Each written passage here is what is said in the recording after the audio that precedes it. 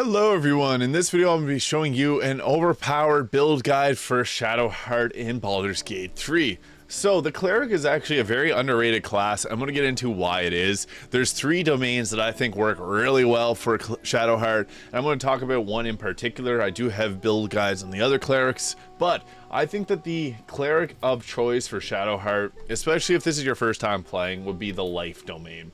So the 3 best, in my opinion, Cleric builds would be Life Domain, Light Domain, and what I think to be the strongest is the Tempest Domain, which focuses on electricity, lightning, and thunder damage. So what's nice with the Tempest is it can be a blaster and can deal lots of damage, more than you'd expect a Cleric to be able to deal. Same with the Light, but that's more focused on radiant and fire damage.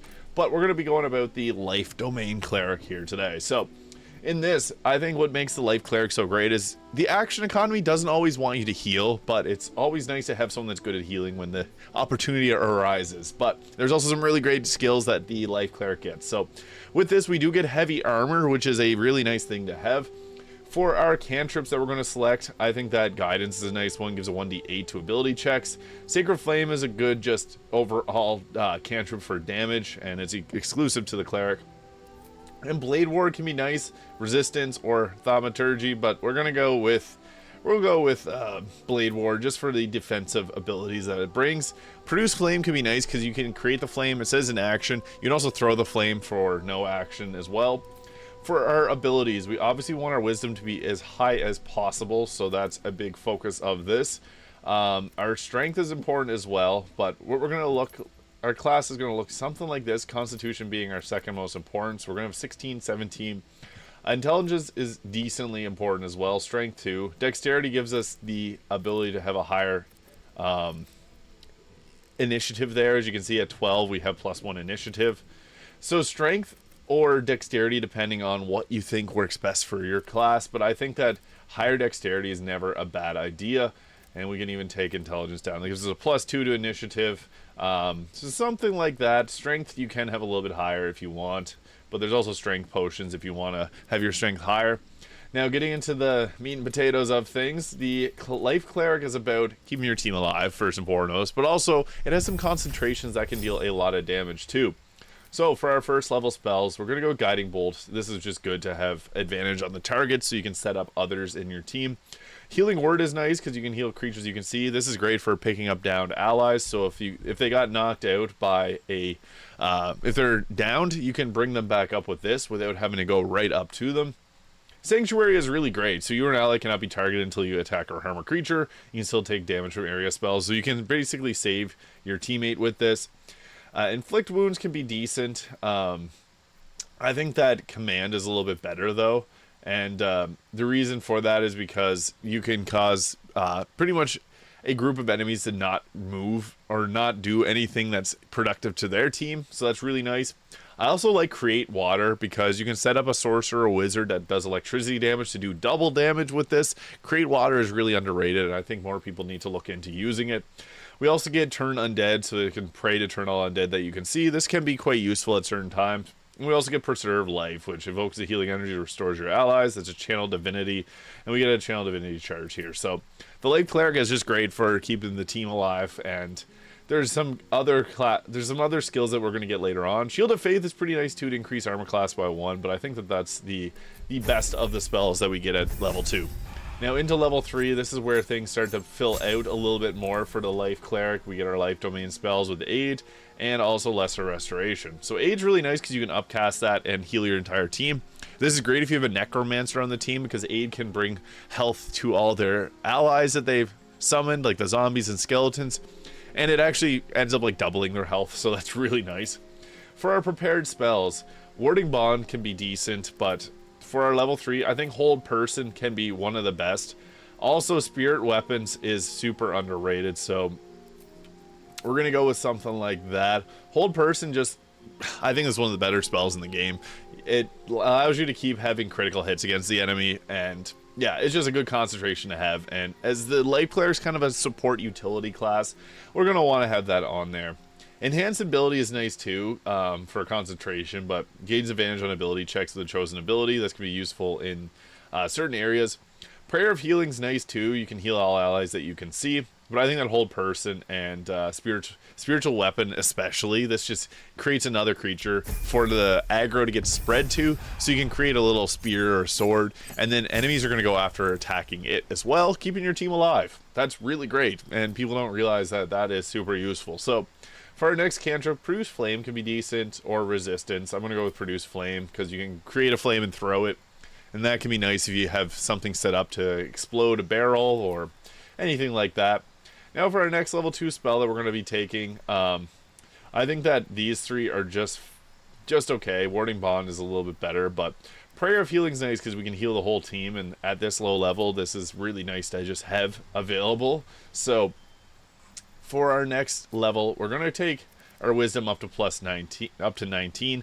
I don't like leaving these on odd numbers. It's better to have this at 20. If you have any gear that's going to boost your wisdom, equip that because we want to have this rounded off. There's nothing else that we can increase here, so just having our wisdom maxed as much as possible is probably one of the better options here for this level, at least. Wisdom just going to increase the overall amount that we heal and the damage that we get with our spells, so pretty useful. Now, level 5, we get our Destroy Undead. When you successfully turn an undead creature, it also takes 4 to 24 radiant damage, so 4d8 of damage. That's really nice. We also get our level 3 spell slots, and this is where the Cleric gets kind of spooky. The reason being, we get ourselves Spirit Guardians. This is the most powerful spell that the Cleric gets, in my opinion. I think this is super underrated. It's a concentration, but it's a really great one. So you can call for spirits to protect you. Nearby enemies will take a 3d8 of radiant damage or necrotic damage. So it rolls the die up 3 to 24 damage, and their movement speed is halved. So this is nice when there's certain areas in the game when there's a lot of creatures. You can just pop this on. Shadowheart becomes a Beyblade. Just walk right through them and she'll destroy them all. This is also nice for defending your allies, as enemies will have half damage or have half movement speed. So Shadowheart can kind of be at the front line with her heavy armor, setting up Spirit Guardians so that everyone takes damage walking by to reach your other team, the other teammates. And yeah, just Spirit Guardians is really, really nice just to have. This is a very powerful concentration. Speak with Dead is alright, but there's a few other options here that I think work much better. So, heal your nearby allies, mass healing word's nice. I think that Animate Dead is great. So this doesn't fully turn Shadowheart into like a necromancer, but just having the undead allies around alongside the spiritual weapon allows the aggro to get spread around a little bit more, keeping your whole team alive longer. We can take off Prayer Healing and put Mass Healing Word if you'd like, because this one's an action versus Mass Healing Word being a bonus action. Glyph of Warding is also really nice too. You can set that down and the glyph will damage enemies that walk over it. I think that's a really great one as well. So we're going to go with that there. Spirit Guardians and Animate Dead being two really powerful spells. I don't see a lot of people talking about Animate Dead. If you do have a Necromancer, it's not super optimal to have two people creating undead, but they are nice. It's nice to have bodies to spread damage around. Trust me on that one. Now at level 6, we're going to take off Daylight there, and we'll put on Glyph of Warding. So that's just a nice thing you set up ahead of time outside of battle, and it just creates a little, basically a mine that enemies will walk over. It creates arcane glyphs on the ground. When stepped on by an enemy, it triggers. So that can be really nice just to set up ahead of time, pop your Spirit Guardians, and run into battle. Now, our life domain skills, we get Death Ward, protect the creature from death. The next time a damage would deal it to 0 health points, it remains conscious with 1. This is a nice one to have, and Guardian of Faith, call forth the Divine Guardian that attacks nearby enemies. Every time it deals damage, the Guardian loses an equal amount of health points. So just overall utility spells that will keep your team alive. We like those. So for our level 4 spell slots, Banish can be okay. Freedom of Movement is alright. There's gear that's going to give a similar thing, so we're going to go for a level 4. You can go with Banish, or you can take one of the prior ones and just upcast to use your level 4 spell slots. Banish is alright, but it's a concentration, and we'd rather have our concentration on Spirit Guardians, which you can upcast with level 4 spell slots. So, yeah, it comes down to if you want to keep... You can take Prayer of Healing again, or Silence, which is nice and moves immunity to thunder damage and creates inability to cast spells on enemies, which is pretty useful to have. As we get to level 8, we get our next feat, and we also get Divine Strike Radiance. So strike a foe with your weapon as it becomes wreathed in Gleaming Radiance, which just deals 1d8 extra radiant damage. Another spell slot at level 4. We'll take Prayer of Healing or Silence. There's some other options that you can take too for flavor, but I think that this works best for this. And then for our next feat, there's a few options here that I'm going to go over. Warcaster's nice because you gain advantage on saving throws and maintain concentration. As I mentioned, concentrations are really, really valuable to the Cleric. So you can also use a reaction to cast shocking grasp at the target moving out of melee range. So that can be pretty nice too, just to have. And there's a few other options here that would be nice to have. Shield Master gives you a +2 dexterity while having a shield, and you can use reaction to shield yourself from attacks. So this will keep you alive a little bit longer. I think that is better to go with something like Warcaster. But there are some magic initiatives. If you want to take some different spells, like from the Druids set of choices there, they do get a few extra different spells that might be useful to you.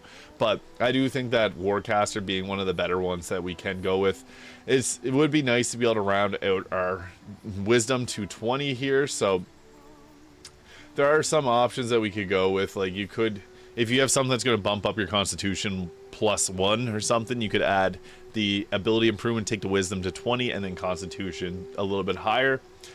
There's, yeah, it gets tricky whenever your numbers are like that, with you don't always want.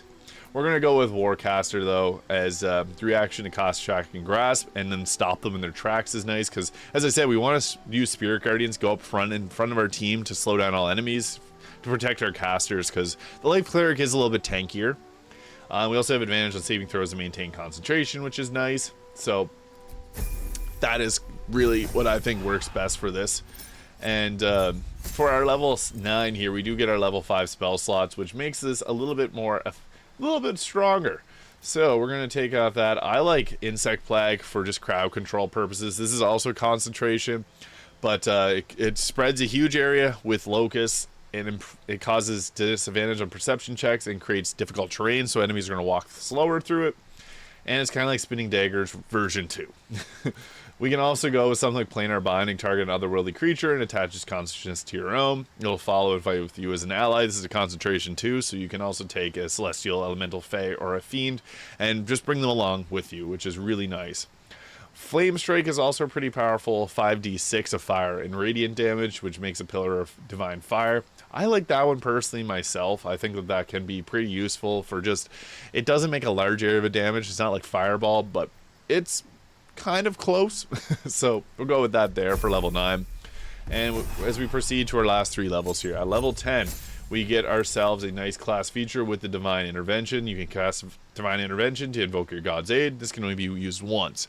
Now there's one specific fight in Act 3 that's relevant to Shadowheart's story. I'm not going to spoil it, but this is probably the best time to use this. There's also Arm the Servant, which is a version of Divine Intervention, which gives you a really nice mace. So if you don't care about that, you can just call this in early and get yourself a mace for Shadowheart, which is kind of nice to go with. But I do think there's one fight in Act 3 that is really useful for using that, so I would recommend saving it for then. For our final cantrip, something like that. Doesn't matter massively. And Planar Binding, not a bad thing to have.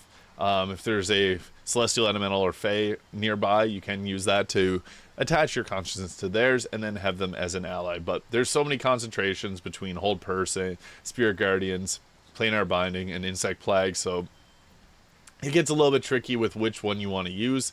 I would recommend taking that off if you don't find yourself using something like that often. There's other spells that we can go with. Now, level 6 spells at level 11, this is where things get interesting. So you can besiege one of these otherworld entities for age. Planar Ally is nice just to call in an extra helper. And this doesn't require concentration, so we like that. And then Harm is a necromancy spell, reduces maximum hit points, which is okay. Create Dead is kind of a better version of Animate Dead, so we're going to take Create Undead. And then Heal can be nice for flat out 70 healing. Blade Barrier is one of my favorites. It is a concentration, however, but it's a nice one. 6 to 60 damage, somewhere a wall, makes difficult terrain, so crowd control at its finest. And then for our final level, we get ourselves another feat. And I like to take Hero's Feast. This can be used to basically give yourself a long rest if you don't have the supplies, so you and everyone around can be poisoned, disease, or frightened. Your health points increase, and you make wisdom saving throws with advantage, and it gives you food. So if you haven't used up your spell slots, you don't have any items to do a long rest with, this can just be basically unlimited long rest. If you have a druid as well with Goodberry, you're set. And now for our feat, this is where you can go with something like, I really personally like Alert. +5 to initiative and Can't Be Surprised is super useful, especially in Act 3 and on Honor mode. There are some other options that you can go with.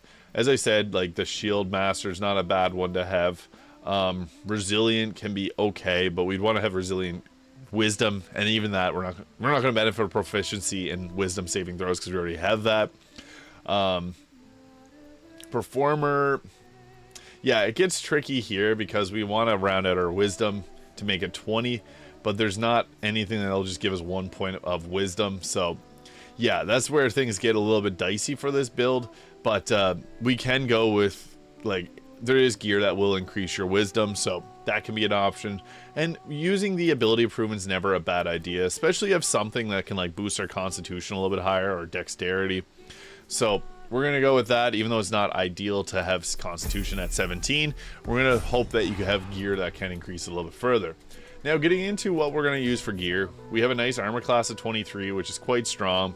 I'm using the Helm of Baldur, which gives you 2 health points at the beginning of every turn. Not a bad thing to have as your like the utility that you want alive. It also gives us +1 to armor class and saving throws, can't be stunned, and can be critical hit. Arcane, the Vivacious Cloak gives you 8 temporary health points when casting a spell in melee range. We're usually going to be in melee range casting spells, so that's a nice one to have. Also, the cape that gives you +1 to armor class is nice.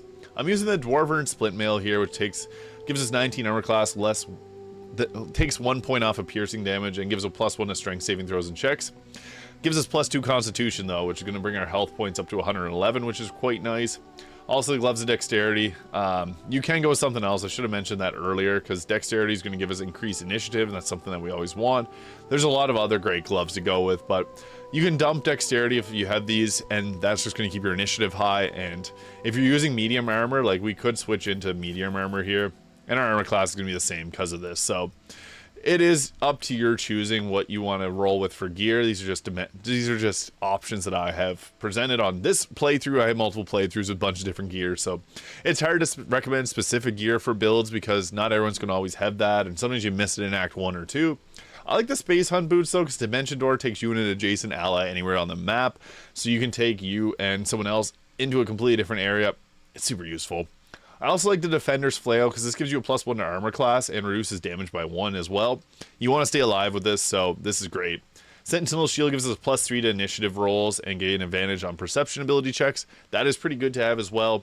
And then for our Amulet, I like this. Gives a spell slot restoration because we're going to be using a lot of spells as a healer. Ring of Salving, which can be acquired really early in the game, gives us a +2 heals every time you heal another creature. Super useful if you're casting heal on the whole team. It can really heal you back very nicely, especially if you have a bunch of undead too. It can be great.